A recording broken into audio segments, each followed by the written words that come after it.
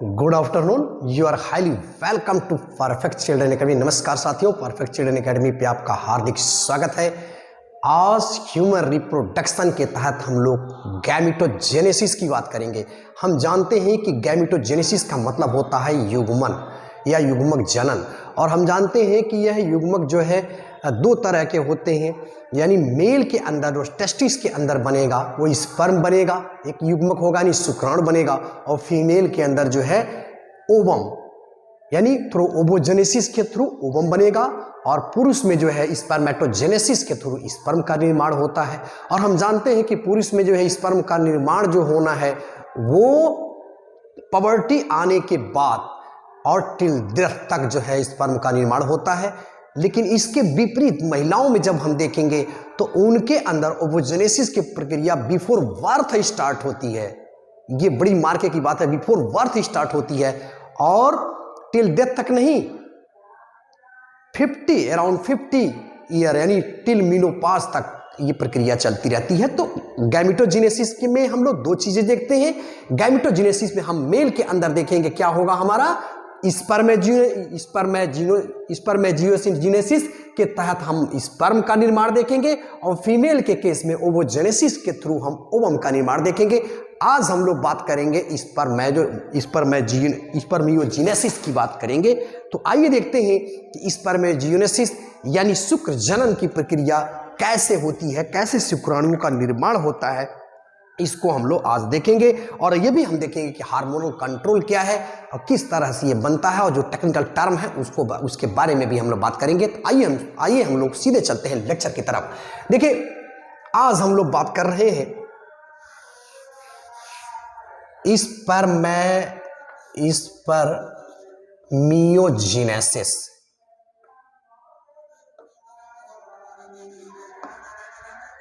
Spermiogenesis यानी शुक्राणु बनने की जो प्रक्रिया है, वो शुक्राणु बनते कैसे हैं मेल के केस में।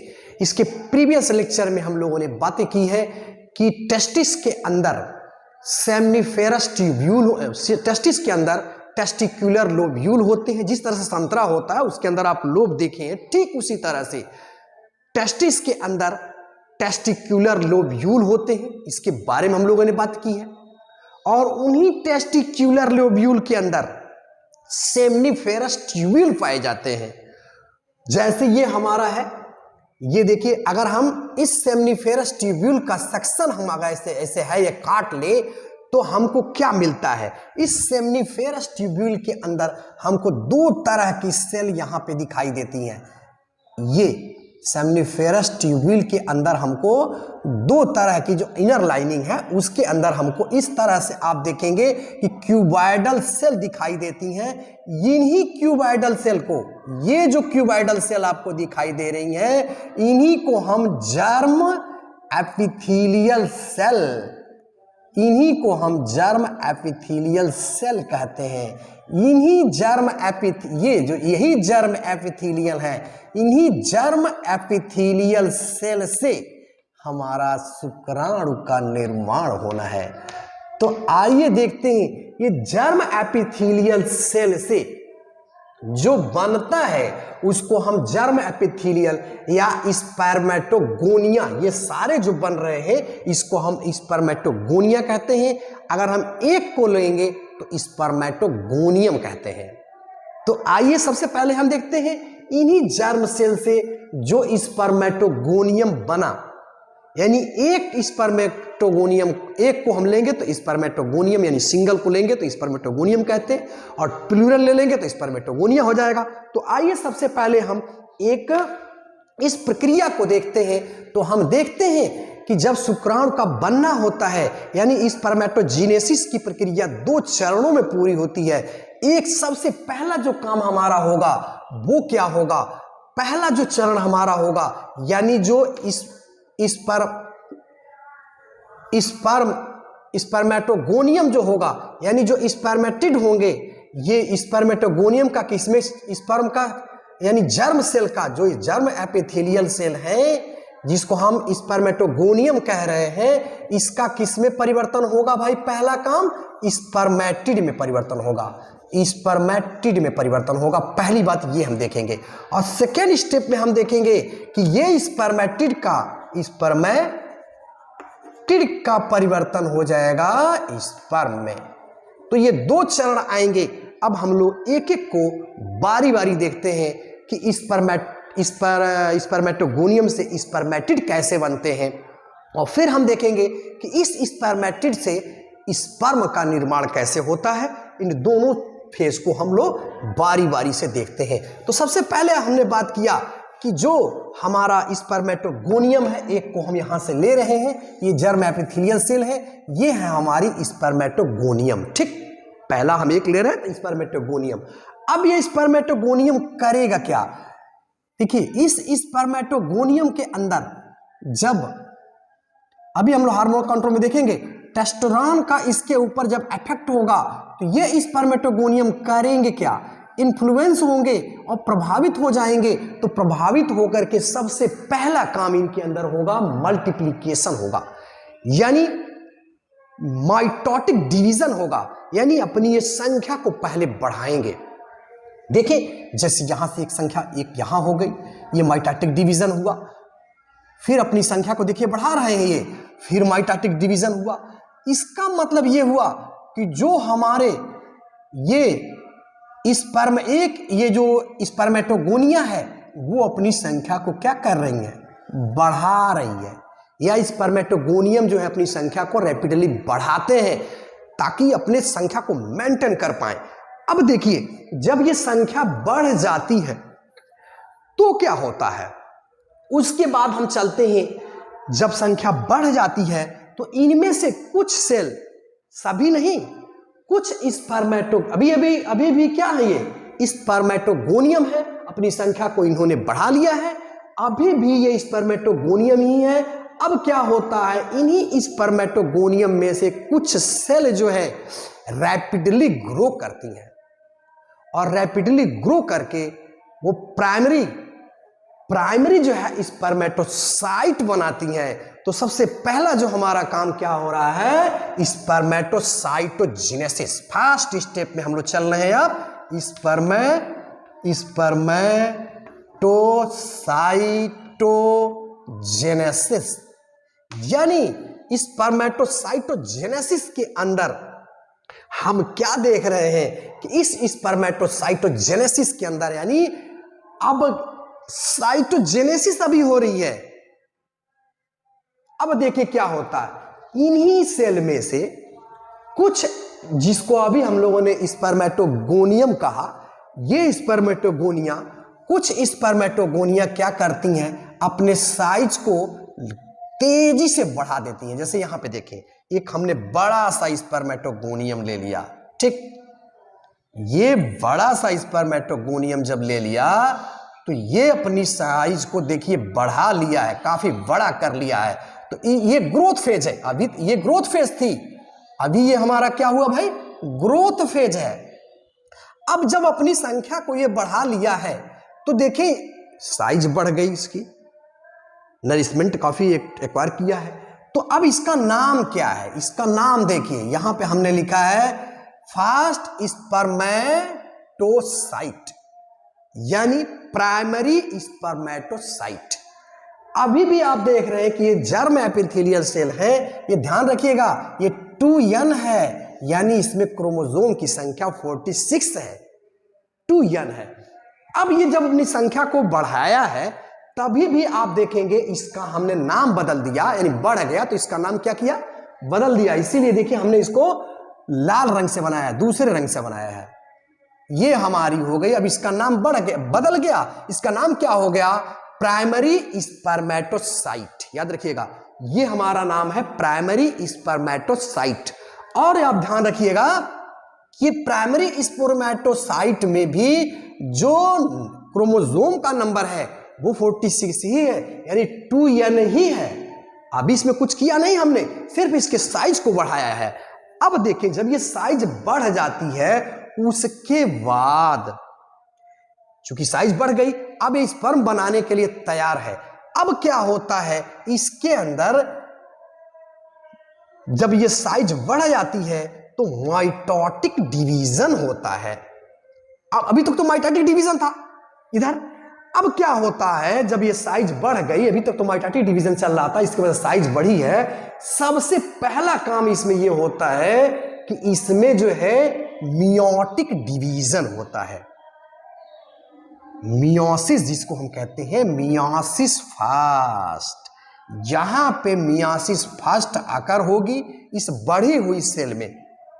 और हम जानते हैं कि ये मियोसिस फर्स्ट जो है हमारी रिडक्शनल डिवीजन है, मतलब इसके क्रोमोसोम की जो संख्या है यानी वो घट जाती है, आधी रह जाती है। तो यहां पे हम क्या देख रहे हैं, अब इससे देखिए दो सेल बनी, क्या हुई भाई, दो सेल देखिए हमने बना दिया है, यहां पे क्या हो गई, दो सेल बन गई।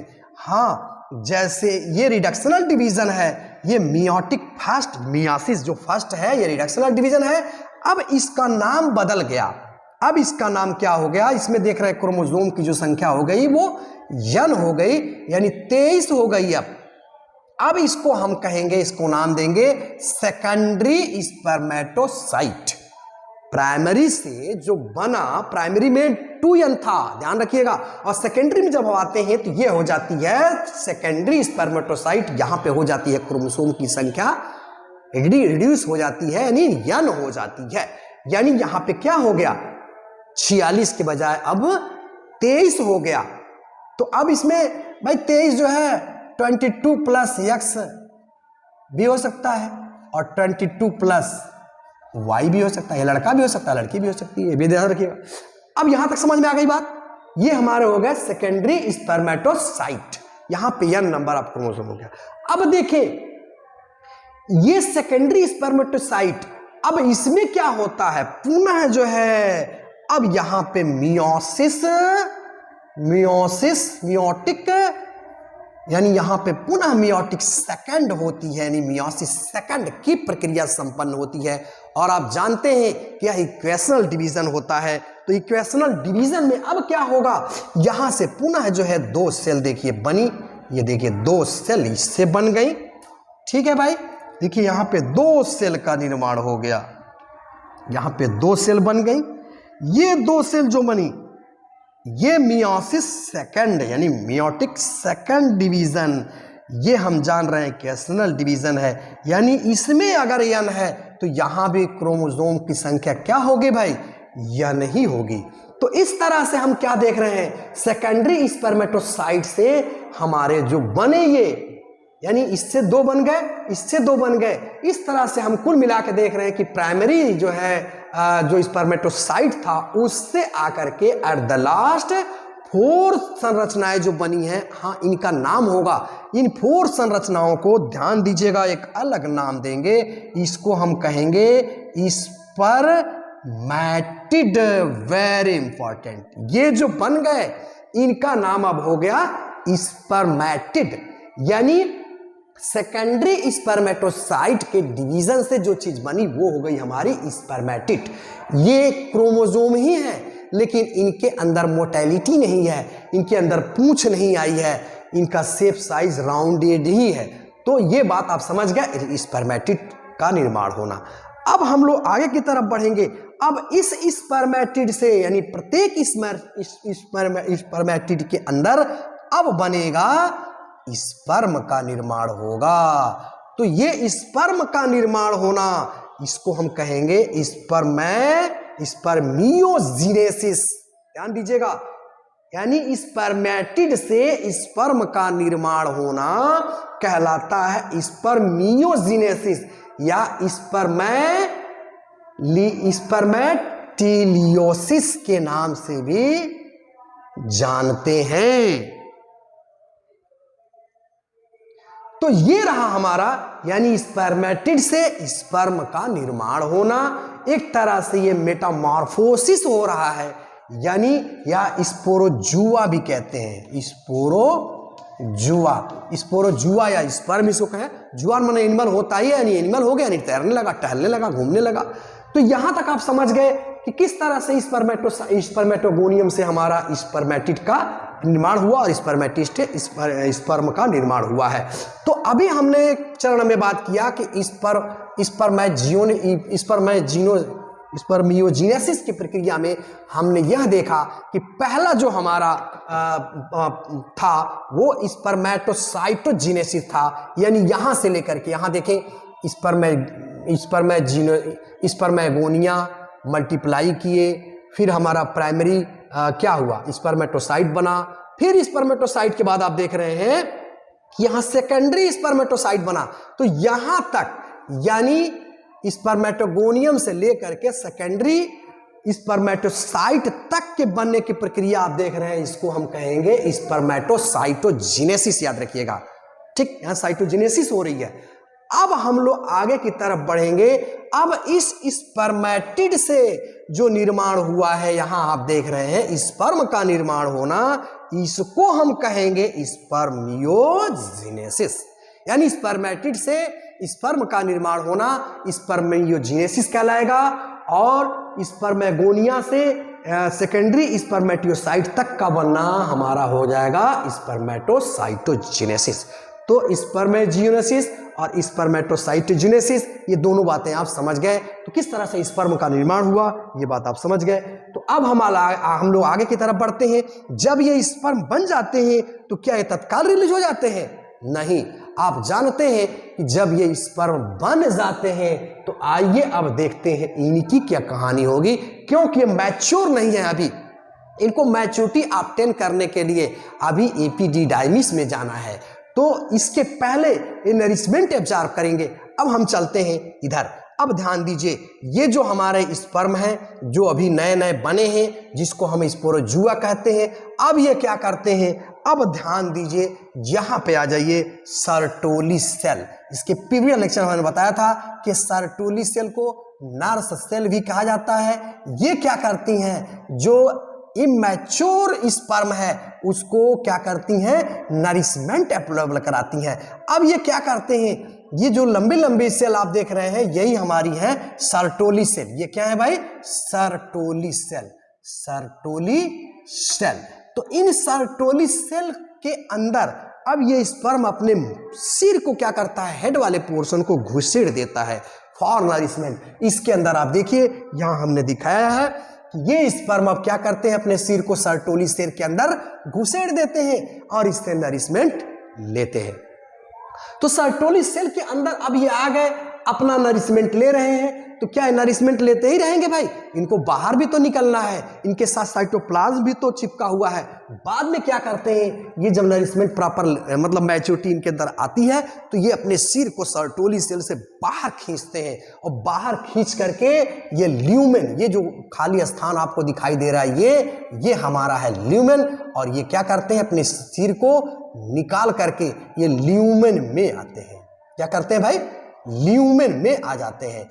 तो ये ल्यूमेन में आएंगे तो ल्यूमेन यानी अब इस प्रक्रिया को हम क्या कहेंगे? आइए इसको देखते हैं। तो देखें, यानी सर्टोली सेल से अपने सिर को बाहर निकाल लेना, यानी स्पर्म का सर्टोली सेल से डिजेक्ट हो जाना, अलग हो जाने की प्रक्रिया को स्पर्मिएशन कहते हैं। Very important, spermiation. ध्यान दीजिएगा, स्पर्मेटोजेनेसिस नहीं है। जेनेसिस में कोई न कोई चीज बनती है, तो ये बिल्कुल दिमाग में रखिएगा। स्पर्मियोजेनेसिस और स्पर्मिएशन में अंतर है। स्पर्मियोजेनेसिस का मतलब स्पर्मेटिड से स्पर्म का निर्माण होना, और स्पर्मिएशन का मतलब जो है sperm should be exit from the Sertoli cell, यानी सर्टोली सेल से स्पर्म का बाहर निकलना और उसके बॉडी से साइटोप्लाज्म का अलग हो जाना, इस प्रक्रिया को हम कहते हैं स्पर्मिएशन। तो आप देखें, यहां से निकल करके ये जो है ल्यूमेन में आ जाएंगे। तो ये यानी सर्टोली सेल से आजाद हो जाना और इसके अंदर से साइटोप्लाज्म का बाहर निकल जाना, तो ये हमारा हो जाएगा स्पर्मिएशन। इस बात को याद रखिएगा। तो स्पर्मिएशन समझ गए। अब ये स्पर्म क्या करेंगे? स्पर्मिएशन जब हो जाएगा तब ये बाहर निकलेंगे, और आप जानते हैं कि प्रीवियस लेक्चर में हमने बात की है कि अब ये स्पर्म क्या होंगे? इस ल्यूमेन में आएंगे, और ल्यूमेन के थ्रू ये बाहर निकल करके क्या कहां जाएंगे? इपिडिडाइमिस में जाएंगे, यानी अधिवृषण में जाएंगे, और वहां पे इनका फंक्शनल मैच्योरिटी होगा, और फंक्शनल मैच्योरिटी के बाद ये आगे की तरफ बढ़ेंगे। तो ये रहा हमारा स्पर्म का बनना और उसका रिलीज होना, इसके बारे में हम लोगों ने बात की। अब आइए हम देखते हैं इसके हार्मोनल कंट्रोल को, कि ये किस तरह से ये स्पर्मिएशन यानी स्पर्म का बनना क्या अपने आप होता है या किसी हार्मोन के नियंत्रण में होता है। आइए इस बात को समझते हैं।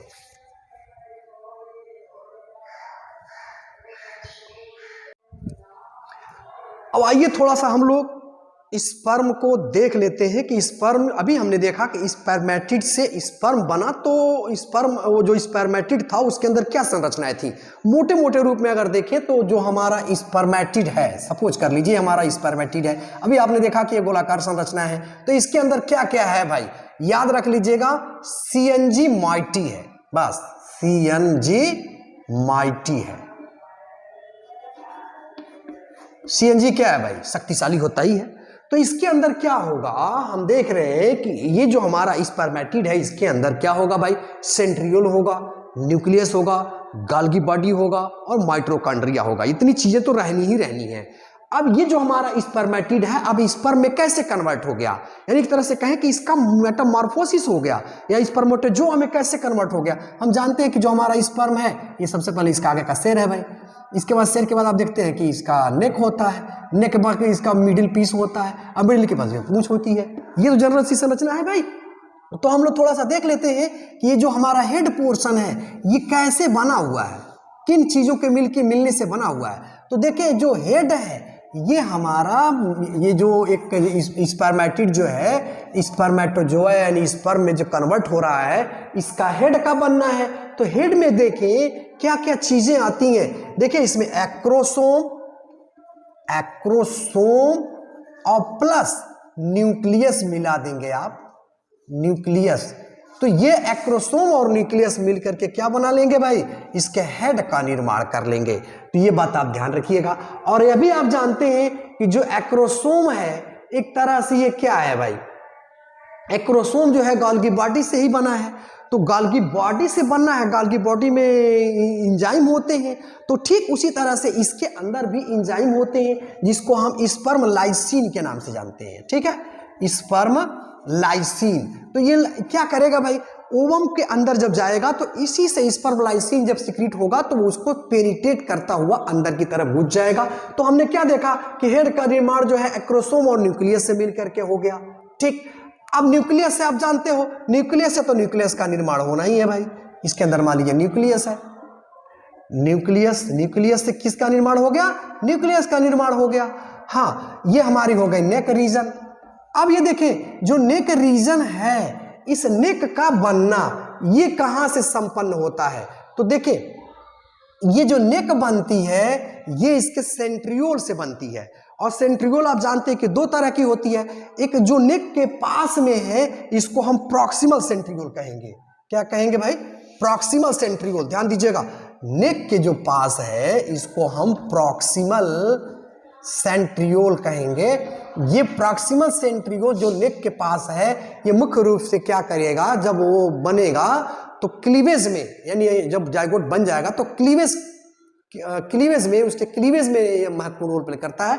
और डिजिटल सेंट्रियोल है वो जाकर के इसके टेल के निर्माण में काम करेगा। ये भी आप समझ गए। अब हम देखें इसका जो मिडिल पीस है, ये मिडिल पीस इसके अंदर जानते हैं कि माइटोकॉन्ड्रिया होती है, माइटोकॉन्ड्रिया। और ध्यान रखिएगा ये power house of the cell है, इस सेल के लिए पावर हाउस का काम करेगी, यानी इसको एनर्जी प्रोवाइड कराएगी।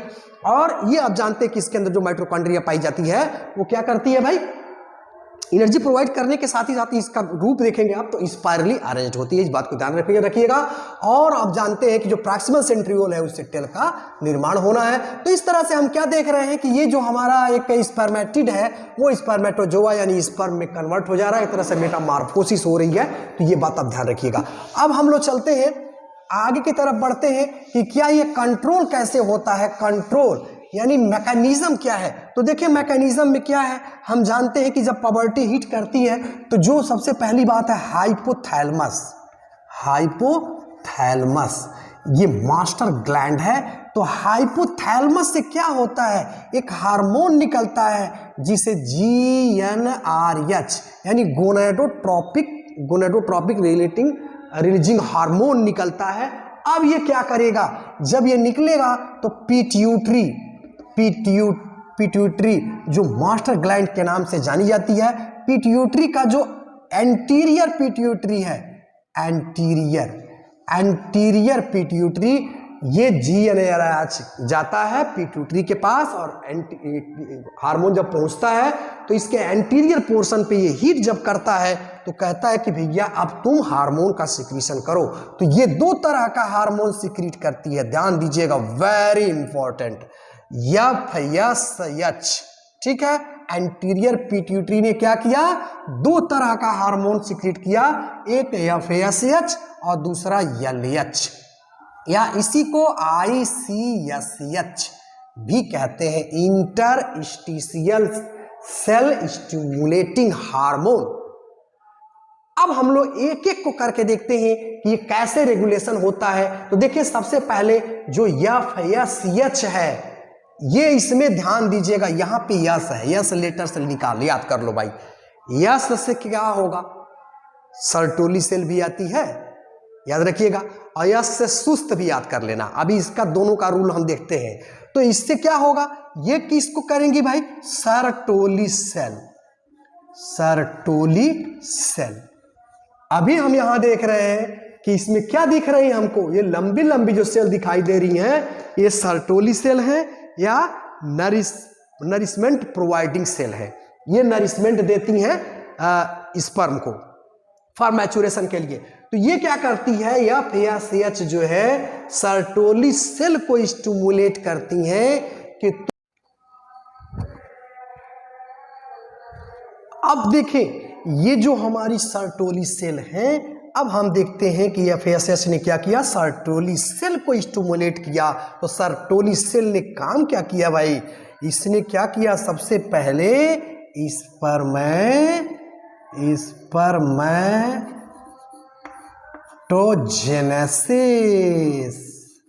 स्पर्मेटोजेनेसिस में महत्वपूर्ण रोल प्ले किया। आप जान रहे हैं, स्पर्मेटोजेनेसिस की प्रक्रिया इसके माध्यम से संपन्न हुई। और प्लस जब स्पर्मेटोजेनेसिस के बाद आपने देखा कि जब स्पर्मेटिड बन गए तो स्पर्मेटिड के बिल्कुल बॉडी को कायांतरित कर दिया, जिसको हम लोगों ने क्या कहा, स्पर्मियोजेनेसिस। Very important, spermiogenesis. तो स्पर्मियोजेनेसिस, स्पर्मेटोजेनेसिस और स्पर्मिएशन यानी स्पर्मेटोजेनेसिस यानी उसका कायांतरण भी कर दिया, इसने दो काम किया। अब हम देखते हैं LH या ICSH, इसको हम लीडिंग सेल भी कहते हैं। लीडिंग से याद रखिएगा, लीडर भी होता है, लीडिंग सेल। तो लीडिंग सेल, इसको मैंने याद बताया आपको कि इसमें यल है, जहां भी भ्रम हो तो LH किसको हिट करता है, तो यल इसमें भी है भाई, तो याद रखना। तो ये लीडिंग सेल को स्टिमुलेट करता है, ये इंटरस्टिशियल सेल में होती है। अब ये जब लीडिंग सेल को स्टिमुलेट करता है तो ये कौन सा हार्मोन निकालती हैं, टेस्टोस्टेरोन नाम का हार्मोन निकालती हैं। यह टेस्टोस्टेरोन नाम का हार्मोन क्या करता है, यह स्पर्मेटोजेनेसिस की प्रक्रिया को संपन्न करता है, यानी प्रेरित करता है। इस तरह से आप क्या देख रहे हैं कि FSH और LH ये दोनों क्या कर रहे हैं, स्पर्मेटोजेनेसिस की प्रक्रिया कर रहे हैं और स्पर्मियोजेनेसिस की प्रक्रिया सर्टोली सेल कर रही है। इन दोनों का काम हो रहा है। लेकिन हाँ, जब स्पर्म की जरूरत नहीं होगी, यानी इजैकुलेशन नहीं होगा, स्पर्म आपकी जरूरत नहीं है, उसका बनना बंद होना चाहिए, तो आप देखेंगे नेगेटिव फीडबैक भी तो होना चाहिए भाई, कि कंटिन्यू बनते रहना चाहिए। इसके लिए देखिए FSH क्या करती है, अभी मैंने बताया, यस से याद कर लेना, सुस्त या स्लो याद कर लेना भाई। तो ये स्लो है, तो जो आदमी सुस्त है, स्लो है, बहुत दूर तो नहीं दौड़ सकता जब भी आए बात, क्योंकि इस पे क्वेश्चन पूछा गया कि सर्टोलिसोल किसको इनहिबिट करती हैं। तो इससे देखिए एक हार्मोन निकलता है जिसको हम कहते हैं इनहिबिन। इनहिबिन नाम का हार्मोन निकलता है, जो सुस्त होता है हीन भी होता है, अभी याद रखो। तो ये इनहिबिन नाम का हार्मोन निकलता है और ये बहुत स्लो है, तो बहुत दूर नहीं जाता है, ये एंटीरियर पिट्यूटरी के पास जाता है और कहता है कि भैया अब एफएसएस निकालना तू बंद कर दे, तेरा हाथ जोड़ता हूं। तो ये जो है एफएसएस निकालना बंद कर देती है, यानी एफएसएस की पहुंच क्या है, कितनी तक, एंटीरियर पिट्यूटरी तक है। इनहिबिन नाम का हार्मोन यहाँ सीक्रेट होता है और ये इसको निगेटिव फीडबैक देता है, जिसके वजह से एफएसएस का बनना बंद हो जाता है। तो सर्टोली सेल को स्टिमुलेट नहीं करेगी, तो फिर स्पर्मेटोजेनेसिस की प्रक्रिया और स्पर्मियोजेनेसिस की प्रक्रिया चेकअप हो जाएगी। अब हम आते हैं एलएच की। तो देखिए ये एल से यहाँ देखिए टेस्टोस्टेरोन नाम का हार्मोन है। ये टेस्टोस्टेरोन मतलब टैलेंटेड है, टाइट है, ये थोड़ा तो टाइट है, टैलेंटेड है, तो भाई जो टैलेंटेड होगा उसकी पहुंच और दूर तक होगी। तो यह भी टेस्टोस्टेरोन नाम का हार्मोन जो है यह भी निगेटिव फीडबैक देता है, लेकिन अब इसकी पहुंच चूंकि ज़्यादा है इसलिए इसके पास भी जाता है, एंटीरियर को बोलता है, एंटीरियर पिट्यूटरी को बोलता है तू एलएच निकालना बंद कर। इसको यहाँ निगेटिव फीडबैक देता है और ठीक यहाँ भी पहुँचता है, इसकी पहुँच ऊपर तक भी है, यानी हाइपोथैलेमस के पास भी जाता है, कहता है कि अरे भैया अब तू जीएनएच का निकालना बंद कर। तो इस तरह से यह निगेटिव फीडबैक मिलता है, जिसके माध्यम से जो है यह प्रक्रिया चेकअप कर दी जाती है। तो ये रहा स्पर्मेटोजेनेसिस की प्रक्रिया। अब कई बार इससे क्वेश्चन भी पूछे गए हैं, थोड़ा सा ध्यान रखना कि जैसे पूछा गया है कि अभी हमने देखा कि एक स्पर्मेटिड से एक प्राइमरी स्पर्मेटोसाइट से कितना स्पर्म बन रहा है भाई। एक प्राइमरी जो स्पर्मेटोसाइट है आप देख रहे हैं कितना बन रहा है, 4 बन रहा है। तो इसके आधार पर भी क्वेश्चन पूछा गया है, इसीलिए आप देखेंगे गैमेट की संख्या बहुत ज़्यादा बनती है। तो अगर आपसे पूछे कि अगर 100 बनाना है तो कितना चाहिए भैया, तो 25 चाहिए, 25 चौको 100, यानी 25 बनाना हो तो कितना, 25 बनाना हो तो कितना लगेगा, यानी 100 स्पर्म बनाना हो तो कितने लगेंगे। तो आप देख रहे हैं 25 चौको 100। उल्टा भी पूछा जाता है, 100 बनाना हो तो कितने लगेंगे 25, या 25 हो तो कितना लगेगा 25 में 4 का गुणा कर देंगे 100 स्पर्म बन जाएंगे, या 100 रहेंगे तो 25 बन जाएगा। तो इसमें भी कई बार क्वेश्चन पूछे गए हैं, अप्लाइड डिप्लाइड पर भी क्वेश्चन पूछे गए हैं। तो ये रहा ब्रीफ डिस्क्रिप्शन अबाउट स्पर्मेटोजेनेसिस की प्रक्रिया। मुझे उम्मीद है कि लेक्चर आपको पसंद आया होगा। इस चैनल पे आप नए हैं तो चैनल को सब्सक्राइब करें, लाइक करें, कमेंट करना बिल्कुल ना भूलें। Thanks for watching.